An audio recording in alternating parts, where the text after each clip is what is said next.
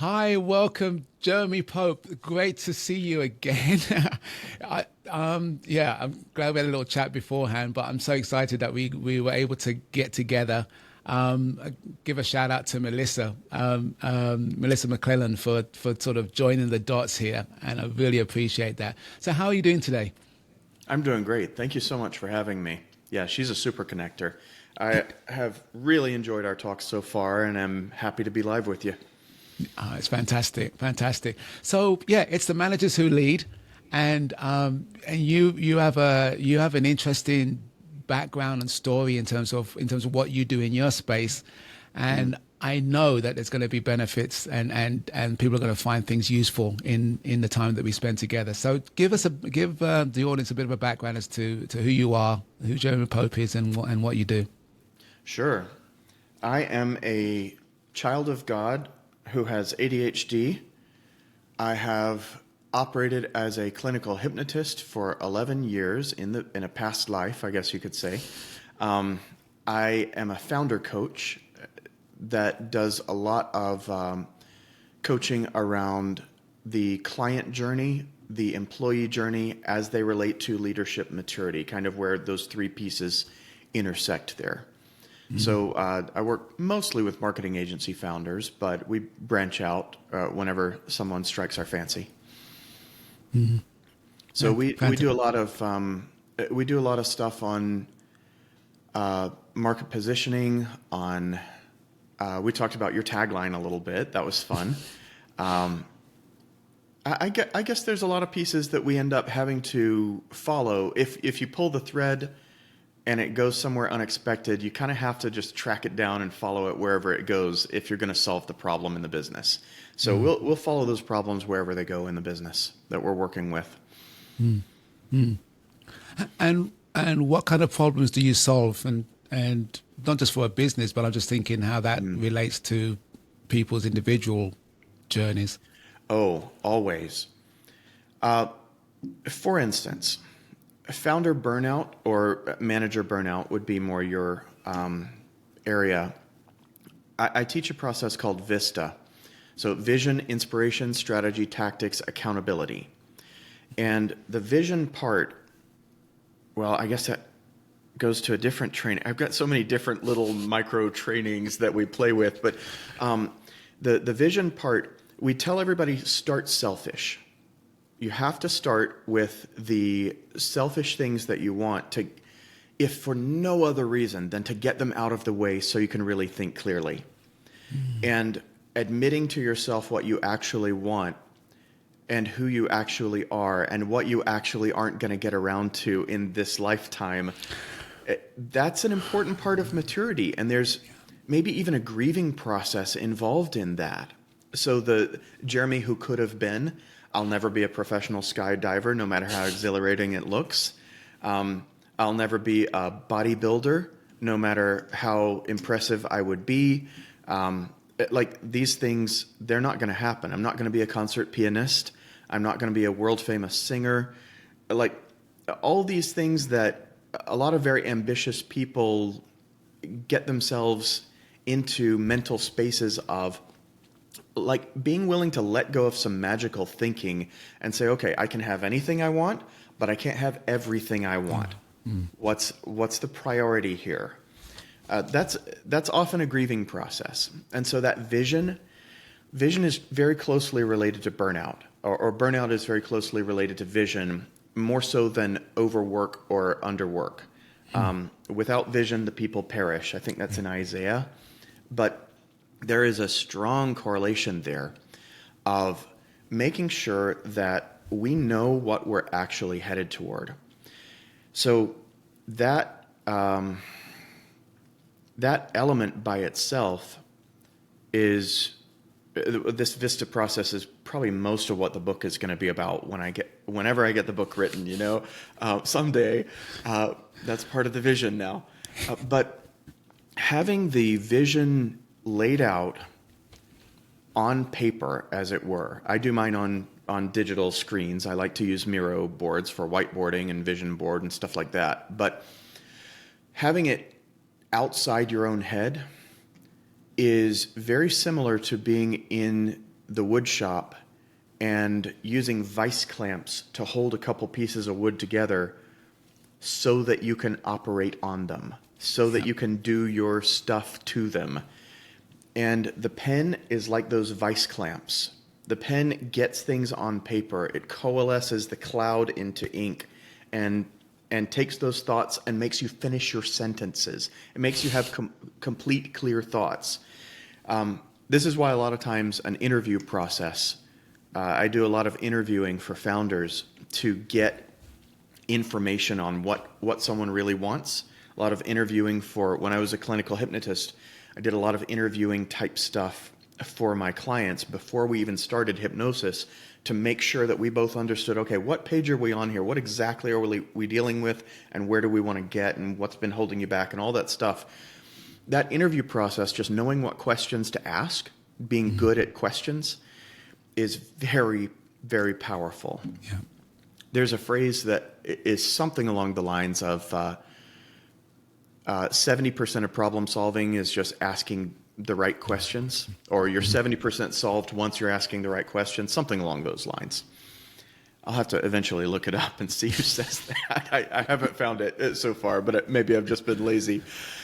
But that is very true in my experience, from a sales perspective and persuasion perspective, to a vision perspective, to a burnout perspective, to a personal effectiveness and time management perspective. Just, are we asking the right questions? You can be right all day long, but if you're being right about the wrong questions, it's not very useful. All models are false, some are useful. So we want to find the most useful questions to ask in any given circumstance. That was a long answer to a short question. Did I answer the question? I'm not sure I did. You did. You did. Okay. You more than answered it, and you were just on the V of the VISTA acronym. So that was important. And I love what you said about recognizing that there is a part of you that grieves not doing something, because we get caught up in that not misnomer, but I don't know what it's called, but we get caught up in that trick that thinks that we have time for everything. Yeah. And then time management is managing our time to get everything done, and not realizing that we actually. So I talk about this a lot, and we don't get to decide how many hours in a week we have. You don't get to decide that any more than you get to decide how powerfully gravity affects you. You don't get to decide what color the sun is or what is a plant. Like, we can think about things differently, but thinking about it doesn't make it different outside of ourselves. So the only choice we get with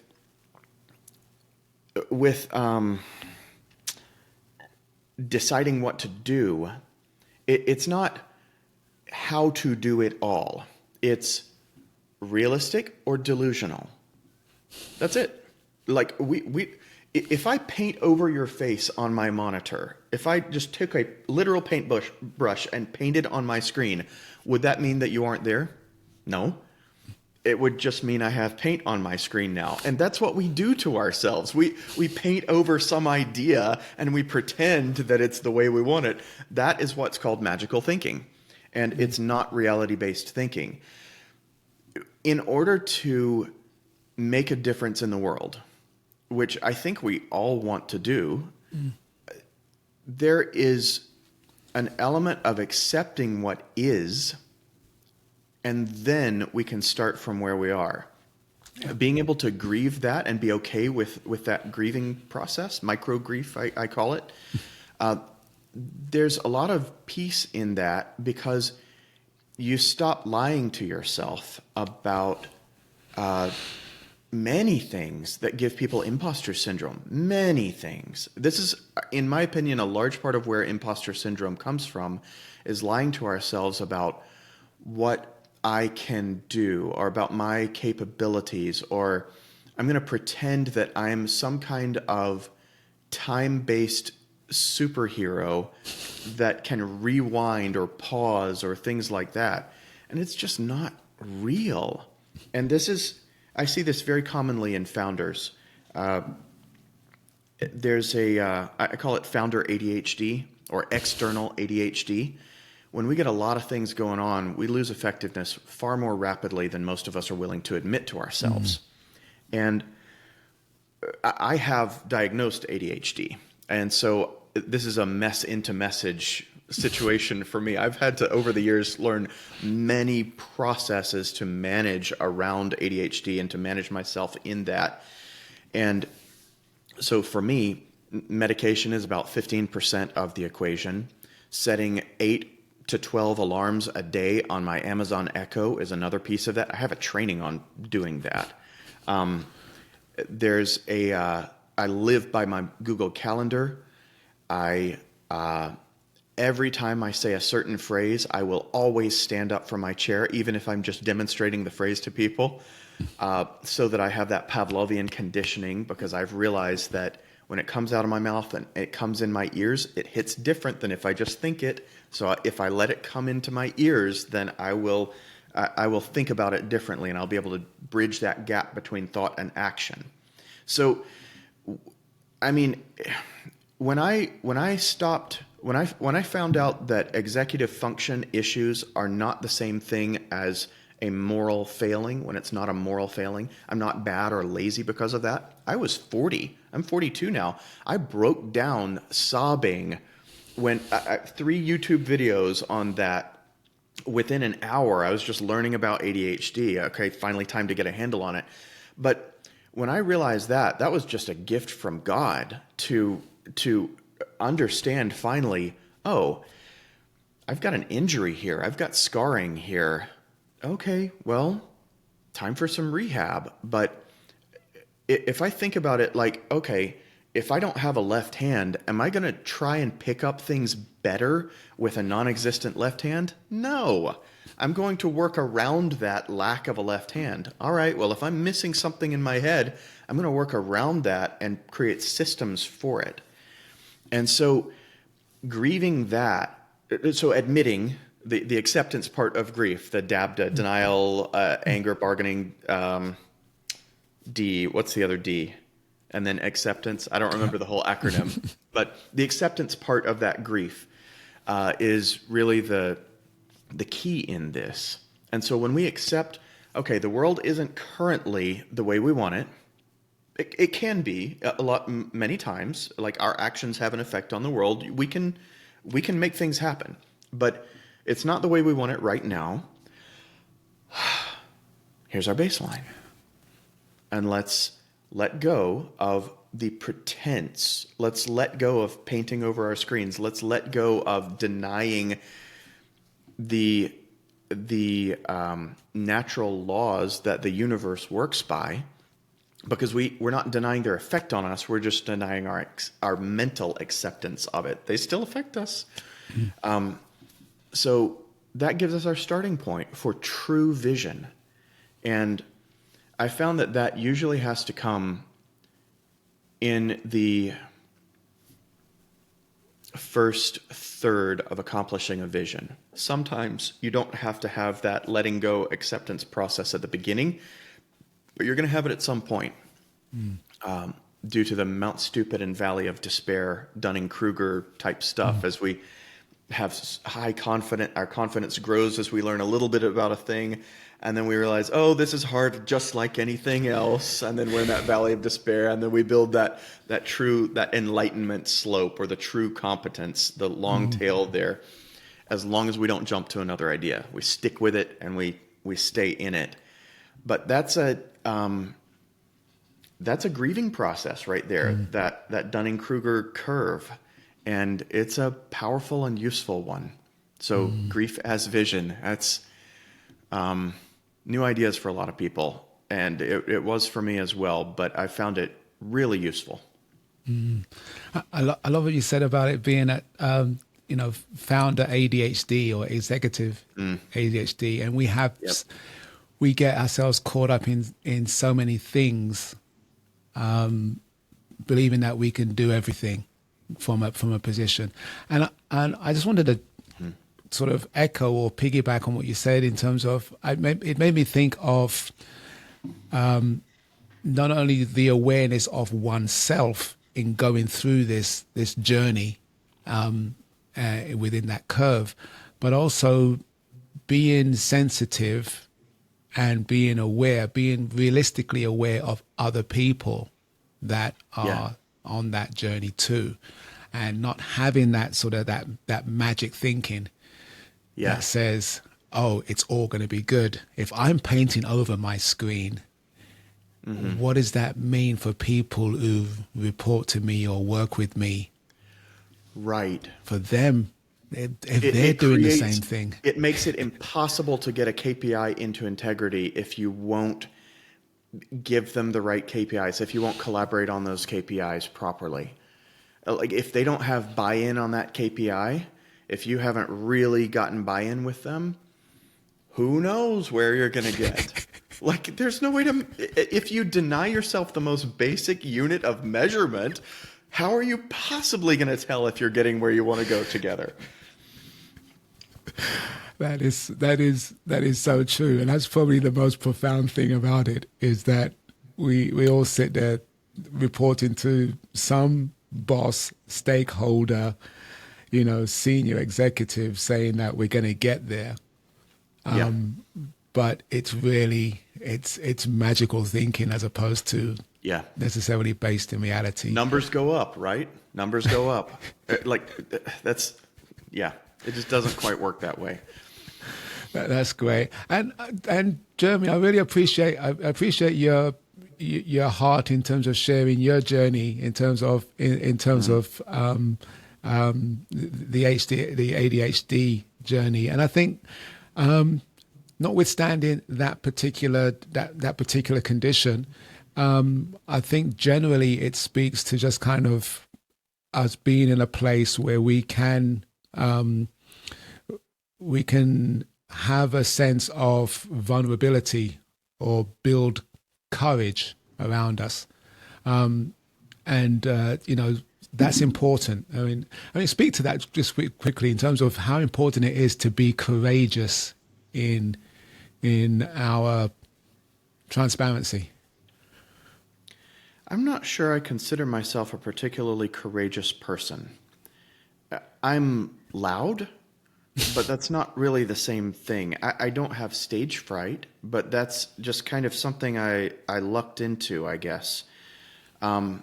So courage,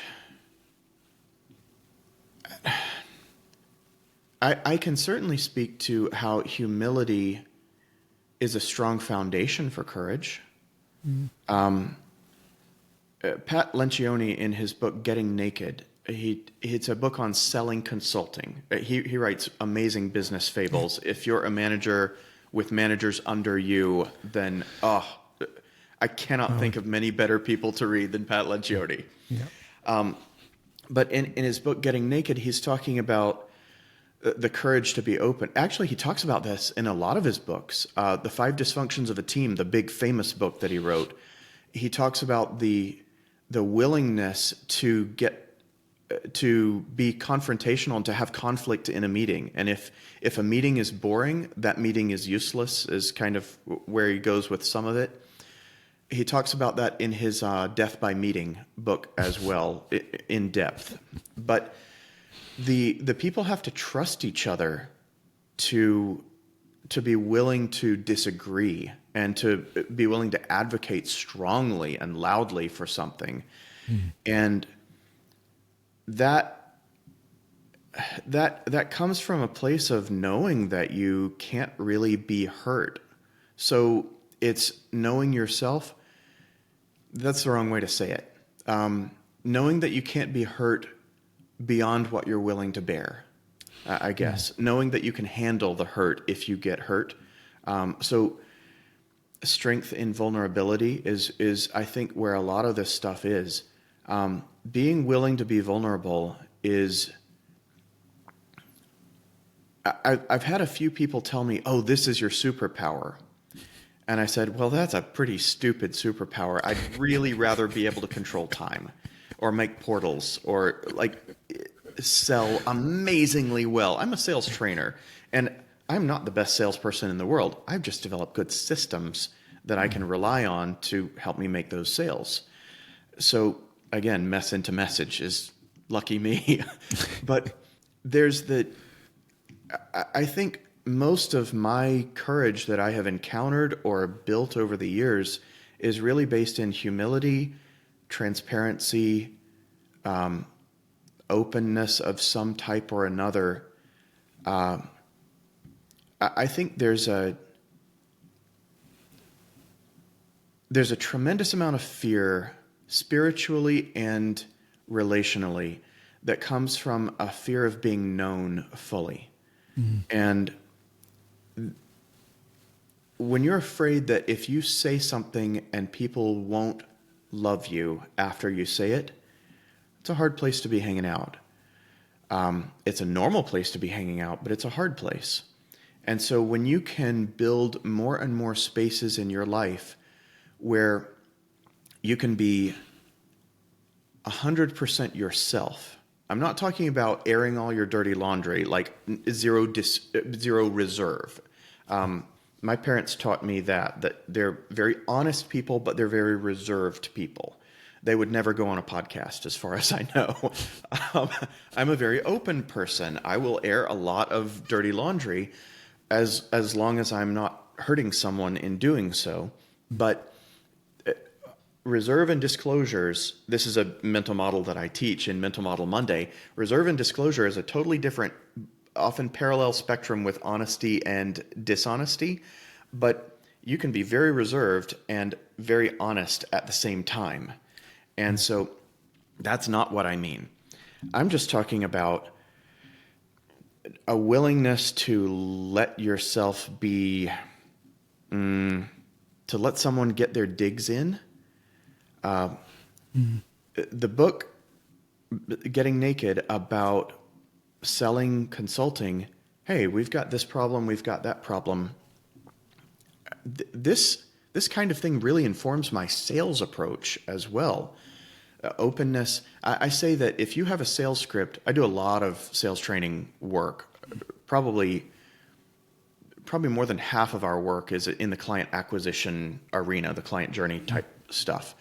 But if you as a seller wouldn't be able to, as soon as you take the credit card for a new client, you've just accepted $13,000 from them or $28,000 or whatever the case may be. If you wouldn't take your script and screen share it on Zoom right there, if you'd be uncomfortable doing that, you may have an unethical script. Like, you may have something coercive or shady in that script. If you would be uncomfortable with them knowing exactly what you just did to them, if it feels like it's to them instead of with them, you've got a bad script and you need to fix it. So it carries through in a lot of areas. And when you have that mindset, I almost think of it as not needing courage. When you have the humility foundation, it obviates the need for courage. It's probably simplistic, but that's kind of how I feel about it. There's a piece there, and maybe that's what you would mean when you say courage, but there's definitely a piece there in humility and openness in some surprising ways. Yeah, and I know courage is an interesting word because it I think generally in society it has its connotation with bravery or some sort of act outside of yourself, or we think of people of courage as being the one that is strong and they need to sort of almost have a will. They're willing a situation through that courageous act.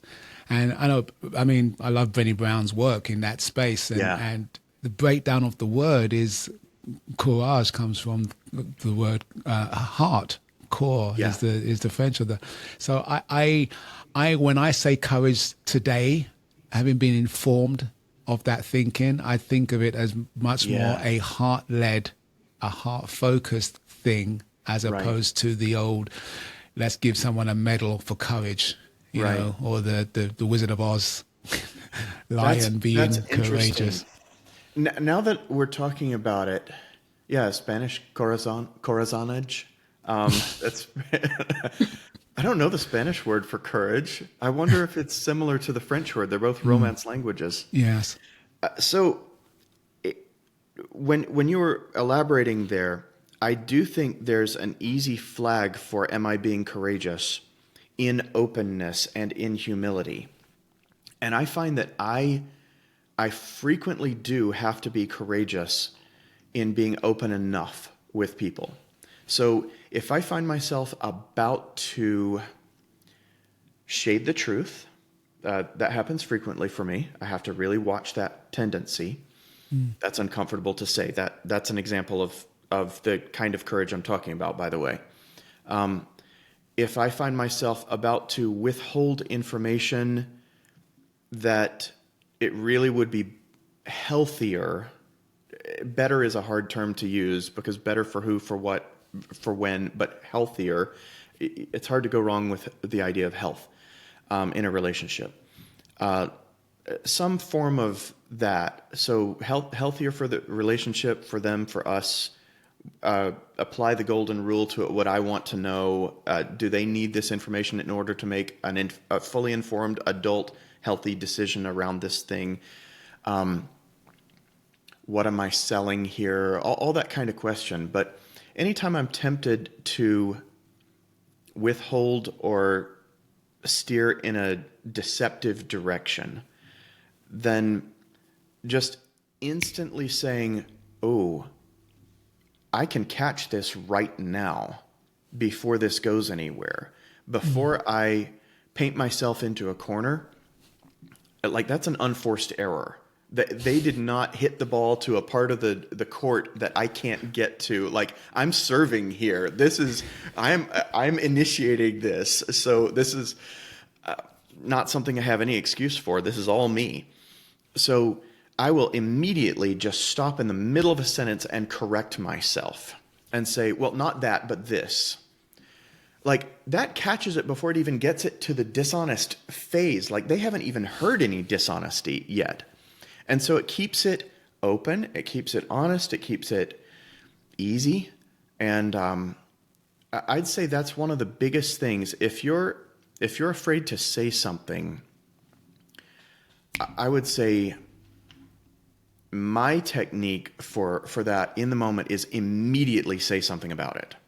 And you might have to walk your way into saying the full thing or the right amount of it or whatever. Again, reserve versus disclosure is not honesty versus dishonesty.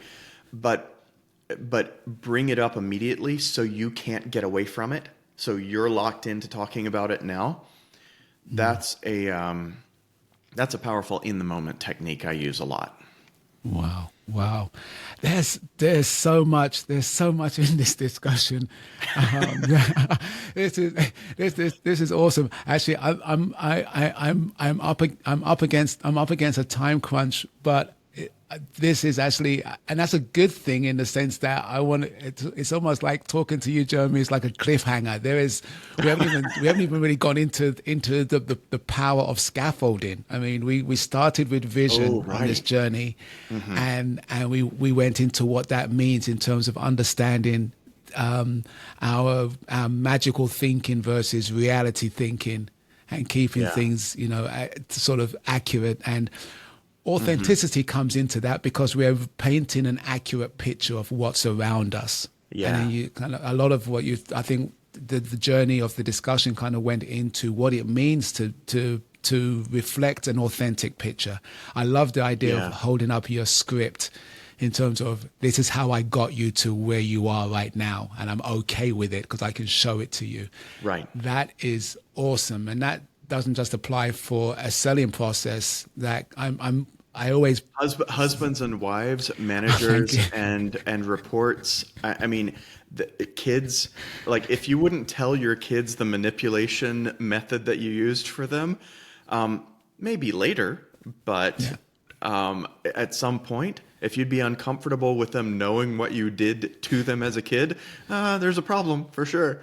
So yeah, it colors every relationship. That's so true. And as a parent of adult children, I'm slowly revealing my secrets, Right? the secrets to my success. I say. Uh-huh. So That's fun. they're feeling it too. But Jeremy, thank you so much. I'm going. I definitely see a follow up on this discussion because I think you've touched on some things there, and I think you've definitely got some great insights and value to share with our group. And I definitely see a round table or some sort of I would love that. collection. That would be awesome. Thank you so much for having me. This has been an absolute pleasure. You're a joy of an interviewer. Thank you.